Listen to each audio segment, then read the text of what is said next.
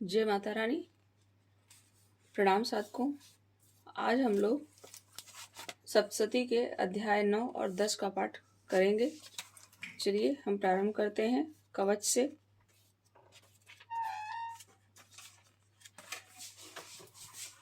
ओम चंडिका देवी को नमस्कार है। मार्कंडी जी ने कहा, पितामह, जो इस संसार में परम गोपनीय तथा मनुष्यों की सब प्रकार से रक्षा करने वाला है और जो अब तक आपने दूसरे किसी के सामने प्रकट नहीं किया हो, ऐसा कोई साधन मुझे बताइए।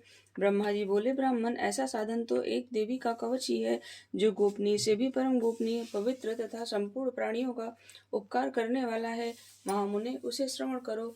देवी की 9 मूर्तियां हैं, जिन्हें 9 दुर्गा कहते हैं। उनके पृथक पृथक नाम बतलाए जाते हैं। प्रथम नाम शैलपुत्री, दूसरी मूर्ति का नाम ब्रह्मचारिणी है, तीसरा स्वरूप चंद्रघंटा के नाम से प्रसिद्ध है, चौथी मूर्ति को कुष्मांडा कहते हैं, पांचवी दुर्गा का नाम स्कंद माता है, देवी के छठे रूप को कात्यायनी कहते हैं, सातवां काल रात्रि और आठवां स्वरूप महागौरी के नाम से प्रसिद्ध है, नवी दुर्गा का नाम सिद्धिदात्री है। ये सब नाम सर्वज्ञ महात्मा वेद भगवान के द्वारा ही प्रतिपादित हुए हैं। जो मनुष्य अग्नि में जल रहा हो, रणभूमि में शत्रुओं से घिर गया हो, विषम संकट में फंस गया हो तथा इस प्रकार भय से आतुर होकर जो भगवती दुर्गा की शरण में प्राप्त हुए हों, उनका कभी कोई अमंगल नहीं होता। युद्ध के समय संकट पड़ने पर उनके ऊपर कोई विपत्ति नहीं दिखाई देती, उन्हें शोक, दुख और भय की प्राप्ति नहीं होती। जिन्होंने भक्ति पूर्वक देवी का स्मरण किया है, उनका निश्चय ही अभ्युदय होता है।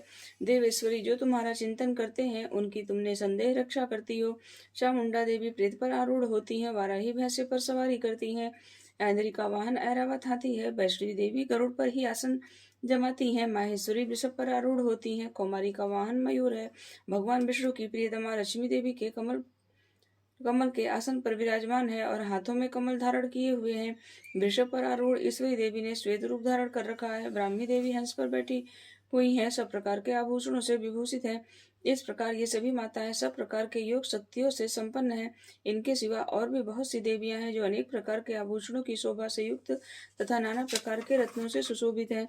ये संपूर्ण देवियां क्रोध में भरी हुई हैं और भक्तों के रक्षा के लिए रथ पर बैठी दिखाई देती हैं। ये शंख, चक्र, गदा, शक्ति, हल और मूसल, खेटक और तोमर, परश तथा पाशकुंत और त्रिशूल एवं उत्तम सारंग, धनुष आदि अस्त्र शस्त्र अपने हाथों में धारण करती हैं।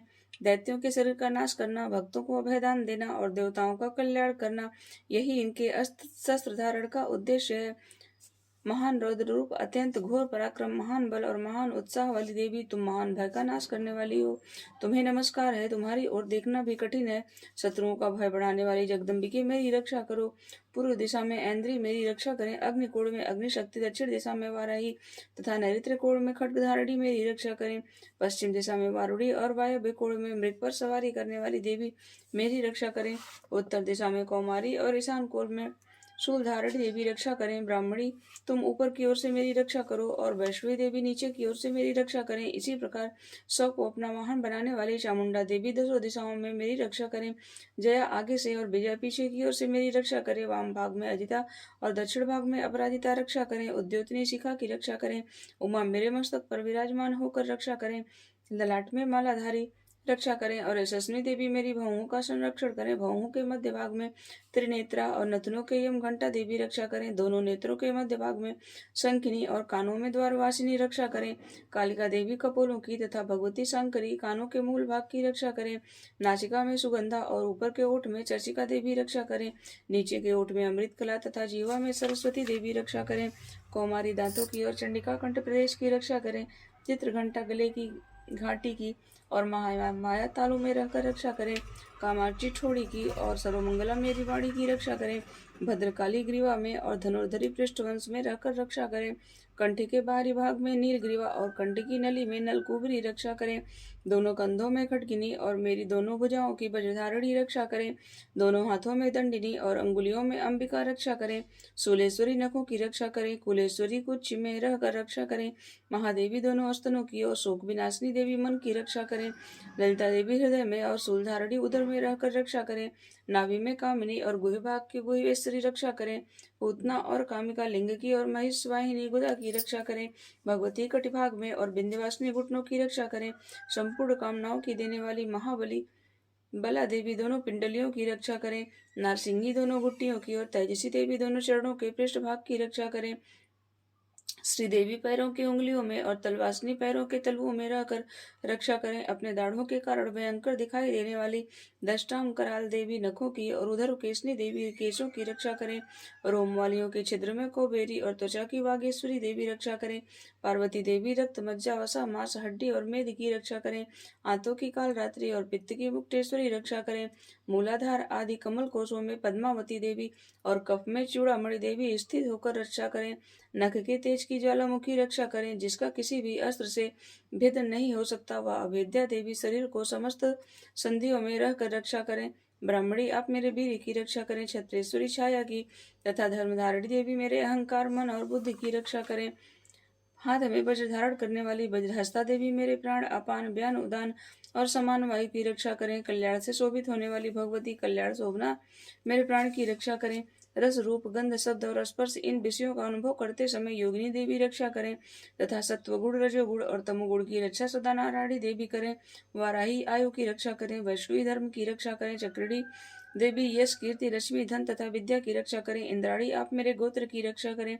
चंडिके तुम मेरे पशुओं की रक्षा करो। महालक्ष्मी पुत्रों की रक्षा करें और भैरवी पत्नी की रक्षा करें। मेरे पथ की सुपथा तथा मार्ग और की क्षेम करी रक्षा करें। राजा के दरबार में महालक्ष्मी रक्षा करें तथा सब ओर व्याप्त रहने वाली विजया देवी संपूर्ण भयों से मेरी रक्षा करें। देवी जो स्थान कवच में नहीं कहा गया है अतएव रक्षा से रहित है, वह सब तुम्हारे द्वारा सुरक्षित हो, क्योंकि तुम विजयशालिनी और पाप नाशनी हो। यदि अपने शरीर का भला चाहे तो मनुष्य बिना कवच के कहीं एक पग भी ना जाए। कवच का पाठ करके ही यात्रा करे। कवच के द्वारा सब ओर से सुरक्षित मनुष्य जहाँ जहाँ भी जाता है वहाँ वहाँ उसे धन लाभ होता है तथा संपूर्ण कामनाओं की सिद्धि करने वाली विजय की प्राप्ति होती है। वह जिस जिस अभिष्ट वस्तु का चिंतन करता है उसको निश्चय ही प्राप्त कर लेता है। वह पुरुष इस पृथ्वी पर तुलना रहित महान ऐश्वर्य का भागी होता है। कवच से सुरक्षित मनुष्य निर्भय हो जाता है। युद्ध में उसकी पराजय नहीं होती तथा वह तीनों लोकों में पूजनीय होता है। देवी का यह कवच देवताओं के लिए भी दुर्लभ है। जो प्रतिदिन नियम पूर्वक तीनों संध्याओं के समय श्रद्धा के साथ इसका पाठ करता है उसे दैवी कला प्राप्त होती है तथा वह तीनों लोकों में कहीं भी पराजित नहीं होता। इतना ही नहीं, वह अपमृत्यु से रहित हो 100 से भी अधिक वर्षों तक जीवित रहता है। मकरी चेचक और कोढ़ आदि उसकी संपूर्ण व्याधियां नष्ट हो जाती हैं। कनेर भांग अफीम धतूरे आदि का स्थावर विष, सांप और बिच्छू आदि के काटने से चढ़ा हुआ जंगम विष तथा अहिफेन और तेल के संयोग आदि से बनने वाला कृत्रिम विष, ये सभी प्रकार के विष दूर हो जाते हैं, उनका कोई असर नहीं होता। इस पृथ्वी पर मारण मोहन आदि जितने अविचारक प्रयोग होते हैं, इस प्रकार के जितने मंत्र यंत्र होते हैं, वे सब इस कवच को हृदय में धारण कर लेने पर उस मनुष्य को देखते ही नष्ट हो जाते हैं। यही नहीं, पृथ्वी पर विचरने वाले ग्राम देवता, आकाशचारी देव विशेष, जल के संबंध से प्रकट होने वाले गण, उपदेश मात्र से सिद्ध होने वाले निम्न कोटि के देवता, अपने जन्म के साथ प्रकट होने वाले देवता, कुल देवता, माला, डाकिनी, शाकिनी, अंतरिक्ष में विचरने वाली अत्यंत बलवती भयानक डाकिनियां, ग्रह भूत पिशाच यक्ष गंधर्व राक्षस ब्रह्म राक्षस बेताल कूष्मांड और भैरव आदि अनिष्ट कारक देवता भी हृदय में कवच धारण किए रहने पर उस मनुष्य को देखते ही भाग जाते हैं। कवचधारी पुरुष को राजा से सम्मान वृद्धि प्राप्त होती है। यह कवच मनुष्य के तेज की वृद्धि करने वाला और उत्तम है। कवच का पाठ करने वाला पुरुष अपनी कीर्ति से विभूषित भूतल पर अपने सुयश के साथ साथ वृद्धि को प्राप्त करता है। जो पहले कवच का पाठ करके उसके बाद सप्तशती चंडी का पाठ करता है, उसकी जब तक वन पर्वत और कानूनों सहित यह पृथ्वी टिकी रहती है तब तक यहाँ पुत्र पौत्र आदि संतान परंपरा बनी रहती है। फिर देह का अंत होने पर वह पुरुष भगवती महामाया के प्रसाद से उस नित्य परम पद को प्राप्त होता है जो देवताओं के लिए भी दुर्लभ है। वह सुंदर दिव्य रूप धारण करता और कल्याणमय शिव के साथ आनंद का भागी होता है। कवच का पाठ पूर्ण हुआ। अब हम अर्गला स्तोत्र का पाठ करते हैं। अथ अर्गला स्तोत्रम। ओम अस्य श्री अर्गला स्तोत्र मंत्र श्री विष्णु ऋषि अनुष्टुप छंद श्री महालक्ष्मी देवता श्री जगदम्बा पेते सप्तशती पाठान्वितेन जपे विनियोगः। ओम चंडिका देवी को नमस्कार है। मार्कंडे जी कहते हैं, जयंती मंगला काली भद्रकाली कपालिनी दुर्गा क्षमा शिवा धात्री स्वाहा और स्वधा, इन नामों से प्रसिद्ध जगदम्बिके तुम्हें मेरा नमस्कार हो। देवी चामुंडे तुम्हारी जय हो। संपूर्ण प्राणियों की पीड़ा हरने वाली देवी तुम्हारी जय हो। सब में व्याप्त रहने वाली देवी तुम्हारी जय हो। काल रात्रि तुम्हें नमस्कार है। मधु और कैटभ को मारने वाली तथा ब्रह्मा जी को वरदान देने वाली तुम्हें नमस्कार है। तुम मुझे रूप दो, जय दो, यश दो और काम क्रोध आदि शत्रुओं का नाश करो। महिषासुर का नाश करने वाली तथा भक्तों को सुख देने वाली देवी तुम्हें नमस्कार है। तुम रूप दो, जय दो, यश दो और काम क्रोध आदि शत्रुओं का नाश करो। रक्तबीज का वध और चंड मुंड का विनाश करने वाली देवी तुम रूप दो, जय दो, यश दो और काम क्रोध आदि शत्रुओं का नाश करो।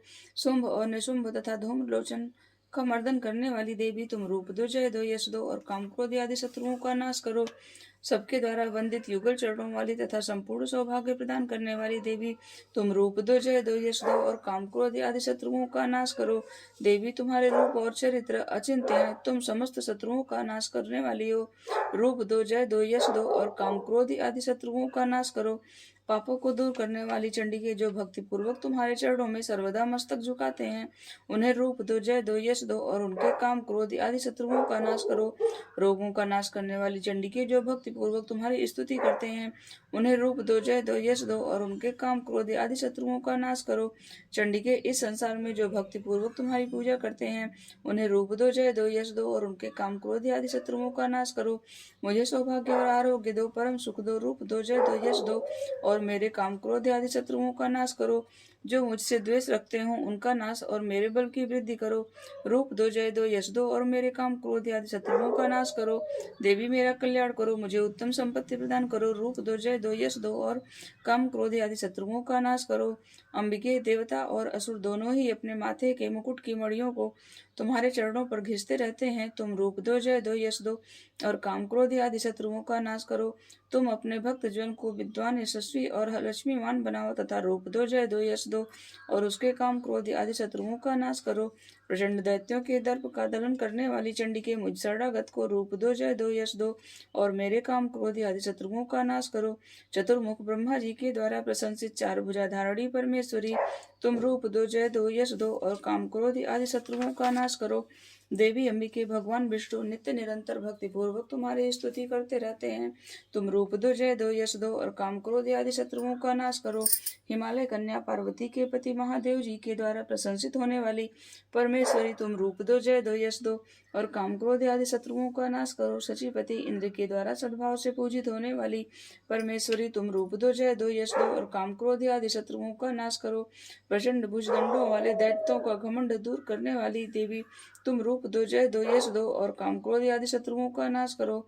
देवी अंबिके, तुम अपने भक्तजनों को सदा असीम आनंद प्रदान करती रहती हो। मुझे रूप दो, जय दो, यश दो और मेरे काम क्रोध आदि शत्रुओं का नाश करो। मन की इच्छा के अनुसार चलने वाली मनोहर पत्नी प्रदान करो, जो दुर्गम संसार सागर से तारने वाली तथा उत्तम कुल में उत्पन्न हुई हो। जो मनुष्य इस स्तोत्र का पाठ करके सप्तशती रूपी महास्तोत्र का पाठ करता है, वह सप्तशती की जप संख्या से मिलने वाले श्रेष्ठ फल को प्राप्त होता है। साथ ही वह प्रचुर संपत्ति भी प्राप्त कर लेता है। अर्गला स्तोत्र संपूर्णम्। अथ कीलकम्।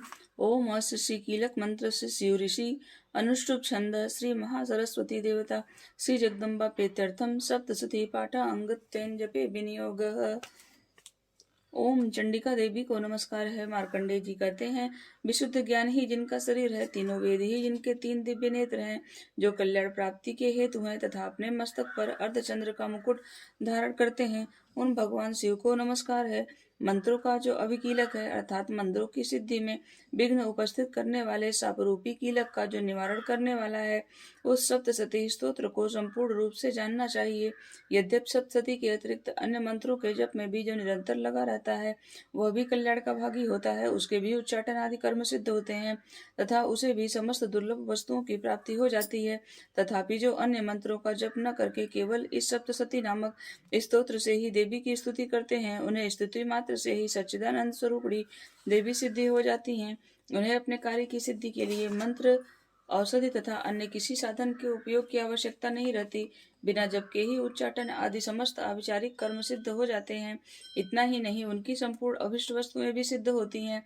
लोगों के मन में यह शंका थी, जब केवल सप्तशती की उपासना से अथवा सप्तशती को छोड़कर अन्य मंत्रों की उपासना से भी समान रूप से सब कार्य सिद्ध होते हैं, तब इनमें श्रेष्ठ कौन सा है।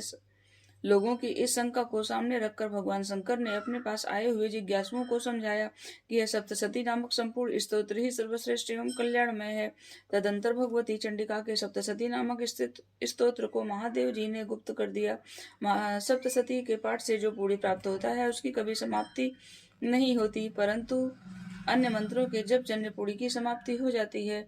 अतः भगवान शिव ने अन्य मंत्रों की अपेक्षा जो सप्तशती को ही श्रेष्ठता का निर्णय किया, उसे यथार्थ ही जानना चाहिए। अन्य मंत्रों का जप करने वाला पुरुष भी यदि सप्तशती के स्तोत्र और जप का अनुष्ठान कर ले तो वह भी पूर्ण रूप से कल्याण का भागी होता है, इसमें तनिक भी संदेह नहीं है। जो साधक कृष्ण पक्ष की चतुर्दशी अथवा अष्टमी को एकाग्र चित्र होकर भगवती की सेवा में अपना सर्वस्व समर्पित कर देता है और फिर उसे प्रसाद रूप से ग्रहण करता है, उसी पर भगवती की प्रसन्न होती हैं, अन्यथा उनकी प्रसन्नता नहीं प्राप्त होती। इस प्रकार सिद्धि के प्रतिबंधक रूप कीलक के द्वारा महादेव जी ने इस स्तोत्र को कीलित कर रखा है।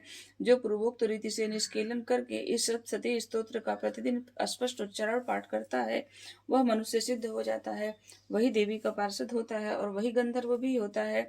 सर्वत्र विचरते रहने पर भी इस संसार में उसे कहीं भी भय नहीं होता, वह अपमृत्यु के वश में नहीं पड़ता तथा देह त्यागने के अनंतर मोक्ष प्राप्त कर लेता है। अतः कीलन को जानकर उसका परिहार करके ही सप्तशती का पाठ आरंभ करें।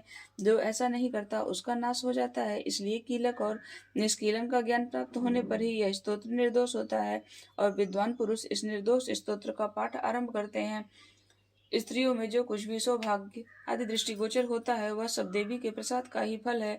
अतः इस कल्याणमय स्तोत्र का सदा जप करना चाहिए। इस स्तोत्र का मंद स्वर में पाठ करने पर स्वल्प फल की प्राप्ति होती है और उच्च स्वर से पाठ करने पर पूर्ण फल की सिद्धि होती है। अतः उच्च स्वर से ही इसका पाठ आरंभ करना चाहिए। जिनके प्रसाद से ऐश्वर्य, सौभाग्य, आरोग्य, संपत्ति, शत्रुनाश तथा परम मोक्ष की भी सिद्धि होती है, उन कल्याणमयी जगदम्बा की स्तुति मनुष्य क्यों नहीं करते, अर्थात उन कल्याणमयी जगदम्बा की स्तुति ही मनुष्य को करनी चाहिए। इति कीलक संपूर्णम।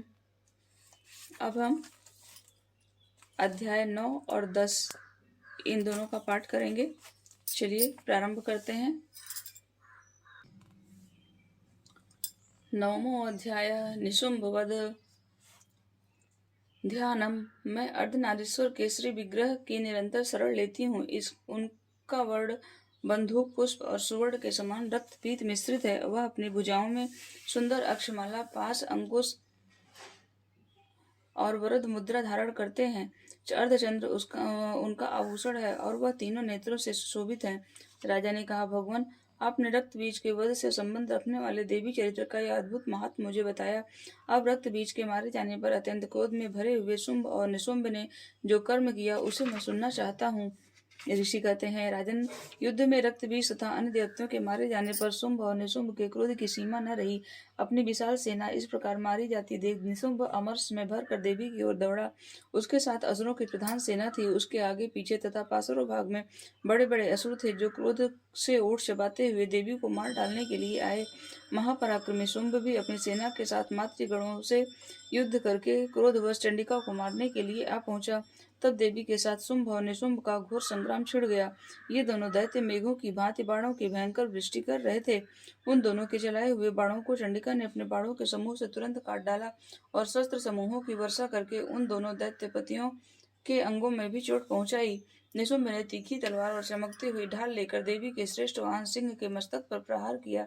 अपने वाहन को चोट पहुंचने पर देवी ने क्षुरप्र नामक बाण से निशुंभ की श्रेष्ठ तलवार तुरंत ही काट डाली और उसकी ढाल को भी, जिसमें 8 चांद चढ़े थे, खंड खंड कर दिया। ढाल और तलवार के कट जाने पर उस असुर ने शक्ति चलाई, किंतु सामने आने पर देवी ने चक्र से उसके भी 2 टुकड़े कर दिए। अब तो निशुंभ क्रोध से जल उठा और उस दानव ने देवी को मारने के लिए शूल उठाया, किंतु देवी ने समीप आने पर उसे भी मुक्के से मारकर चूर्ण कर दिया। तब उसने गदा घुमाकर चंडी के ऊपर चलाई, परंतु वह भी देवी के त्रिशूल से कटकर भस्म हो गई। तदंतर दैत्यराज निशुंभ को फरसा हाथ में लेकर आते देख देवी ने बाण समूहों से घायल कर धरती पर सुला दिया। उस भयंकर पराक्रमी भाई निशुंभ के धराशायी हो जाने पर शुंभ को बड़ा क्रोध हुआ और अंबिका का वध करने के लिए वह आगे बढ़ा। रथ पर बैठे बैठे ही उत्तम आयुधों से सुशोभित अपनी बड़ी बड़ी 8 अनुपम भुजाओं से समूचे आकाश को ढककर वह अद्भुत शोभा पाने लगा। उसे आते देख देवी ने शंख बजाया और धनुष की प्रत्यंचा को भी अत्यंत दूसरा शब्द दिया। साथ ही अपने घंटे के शब्द से जो समस्त दैत्य सैनिकों का तेज नष्ट करने वाला था, संपूर्ण दिशाओं को व्याप्त कर दिया। तदंतर सिंह ने भी अपनी दहाड़ से, जिसे सुनकर बड़े बड़े गजराजों का महान मदचूर हो जाता था, आकाश, पृथ्वी और 10 दिशाओं को गुजा दिया। फिर काली ने आकाश में उछलकर अपने दोनों हाथों से पृथ्वी पर आघात किया। उससे ऐसा भयंकर शब्द हुआ जिससे पहले के सभी शब्द शांत हो गए। तत्पश्चात शिवदूती ने दैत्यों के लिए अमंगलजनक अट्टहास किया। इन शब्दों को सुनकर समस्त असुर थर्रा उठे, किंतु शुंभ को बड़ा क्रोध हुआ। उस समय देवी ने जब शुंभ को लक्ष्य करके कहा, ओ दुरात्मन, खड़ा रह, खड़ा रह।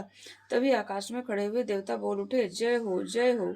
शुंभ ने वहां आकर ज्वालाओं से युक्त अत्यंत भयानक शक्ति चलाई। अग्नि में पर्वत के समान आती हुई उस शक्ति को देवी ने बड़े भारी लोके से दूर कर दिया। उस समय शुंभ के सिंहनाद से तीनों लोग गूंज उठे। राजन, उसकी प्रतिध्वनि से वज्रपात के समान भयानक शब्द हुआ, जिसने अन्य सब शब्दों को जीत लिया। शुंभ के चलाए हुए बाणों के देवी ने और देवी के चलाए हुए बाणों को शुंभ ने अपने भयंकर बाणों द्वारा सैकड़ों और हजारों टुकड़े कर दिए। तब क्रोध में भरी हुई चंडिका ने शुंभ को शूल से मारा। उसके आघात से मूर्छित हो वह पृथ्वी पर गिर पड़ा। इतने में ही निशुंभ को चेतना हुई और उसने धनुष हाथ में लेकर बाणों द्वारा देवी काली तथा सिंह को घायल कर डाला। फिर उस दैत्यराज ने 10,000 बाहें बनाकर चक्रों के प्रहार से चंडिका को आच्छादित कर दिया। तब दुर्गम पीड़ा का नाश करने वाली भगवती दुर्गा ने कुपित होकर अपने बाणों से उन चक्रों तथा बाणों को काट गिराया। यह देख निशुंभ दैत्य सेना के साथ चंडिका का वध करने के लिए हाथ में गदा ले बड़े वेग से दौड़ा। उसके आते ही चंडी ने तीखी धार वाली तलवार से उसकी गदा को शीघ्र ही काट डाला। तब उसने शूल हाथ में ले लिया। देवताओं को पीड़ा देने वाली निशुंभ को शूल में हाथ में लिए आते देख चंडिका ने वेग से चलाए हुए अपने शूल से उसकी छाती छेद डाली। शूल से विदीर्ण हो जाने पर उसकी छाती से एक दूसरा महाबली महापराक्रमी पुरुष खड़ी रह कहता हुआ निकला। उसे निकलते हुए पुरुष की बात सुन देवी हंस पड़ी और खड्ग से उन्होंने उसका मस्तक काट डाला। फिर तो वह पृथ्वी पर गिर पड़ा। तदंतर सिंह अपने दाढ़ों से असुरों की गर्दन कुचल कर खाने लगा। यह बड़ा भयंकर दृश्य था। उधर काली तथा शिवदूती ने भी अन्य दैत्यों का भक्षण आरंभ किया। कौमारी की शक्ति से विदीर्ण होकर कितने ही महादैत्य नष्ट हो गए। ब्राह्मणी के मंत्रपूत जल से निस्तेज होकर कितने ही भाग खड़े हुए। कितने ही दैत्य माहेश्वरी के त्रिशूल से छिन्न भिन्न हो धराशायी हो गए। वाराही के थूथुन के आघात से कितनों को पृथ्वी पर कचुम्बर निकल गया। वैष्णवी देवी ने भी अपने चक्र से दानवों के टुकड़े टुकड़े कर डाले। ऐन्द्री के हाथ से छूटे हुए वज्र से भी कितने ही प्राणों से हाथ धो बैठे। कुछ असुर नष्ट हो गए और कुछ उस महायुद्ध से भाग गए तथा कितने ही काली, शिवदूती और सिंह के ग्रास बन गए। इस प्रकार से मार्कंडेय पुराण में सार्वणिक मनवंतर की कथा के अंतर्गत देवी महात्म्य निशुंभवध नामक 9वां अध्याय पूरा हुआ। 10वां अध्याय शुंभवध।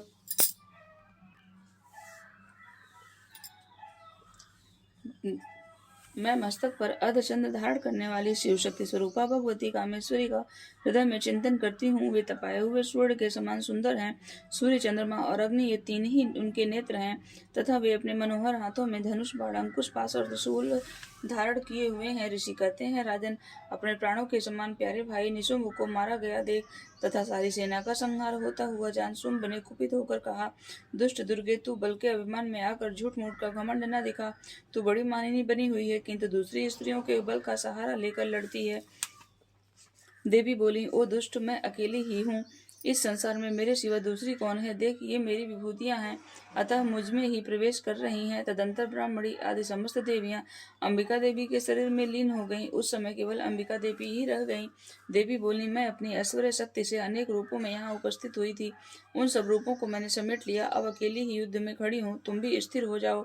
ऋषि कहते हैं, तदंतर देवी और शुंभ दोनों में सब देवताओं तथा दानवों के देखते देखते भयंकर युद्ध छिड़ गया। बाणों की वर्षा तथा तीखे शस्त्रों और दारुण अस्त्रों के प्रहार के कारण उन दोनों का युद्ध सब लोगों के लिए बड़ा भयानक प्रतीत हुआ।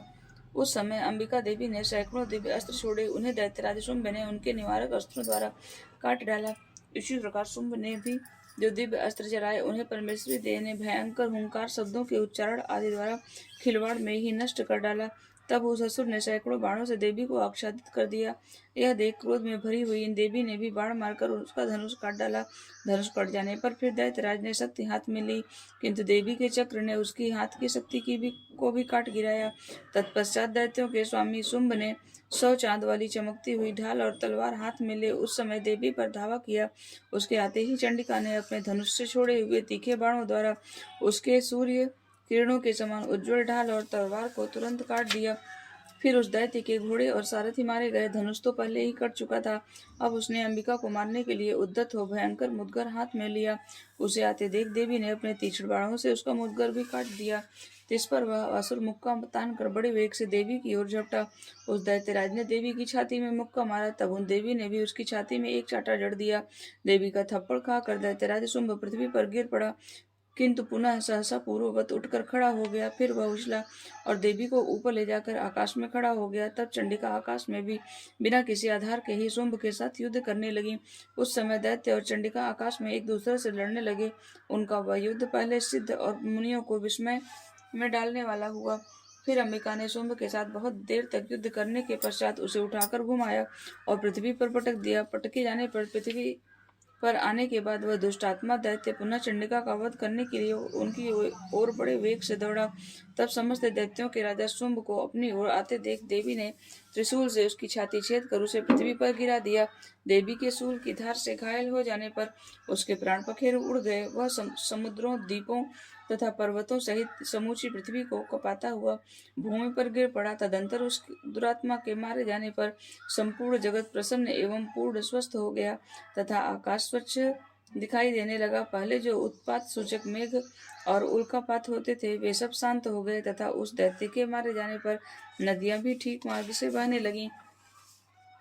उस समय शुंभ की मृत्यु के बाद संपूर्ण देवताओं का हृदय हर्ष से भर गया और गंधर्वगण मधुर गीत गाने लगे। दूसरे गंधर्व बाजे बजाने लगे और अप्सराएं नाचने लगी। पवित्र वायु बहने लगी। सूर्य की प्रभा उत्तम हो गई। अग्निशाला की बुझी हुई आग अपने आप प्रज्वलित हो उठी तथा संपूर्ण दिशाओं के भयंकर शब्द शांत हो गए। इस प्रकार से मार्कंडेय पुराण में सावर्णिक मनवंतर की कथा के अंतर्गत देवी महात्म्य में शुंभ वध नामक 10वां अध्याय पूरा हुआ।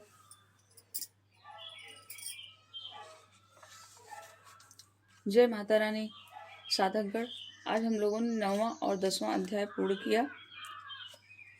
मुझे पूरा विश्वास है कि आप लोगों को ये वीडियो अच्छी लगेगी।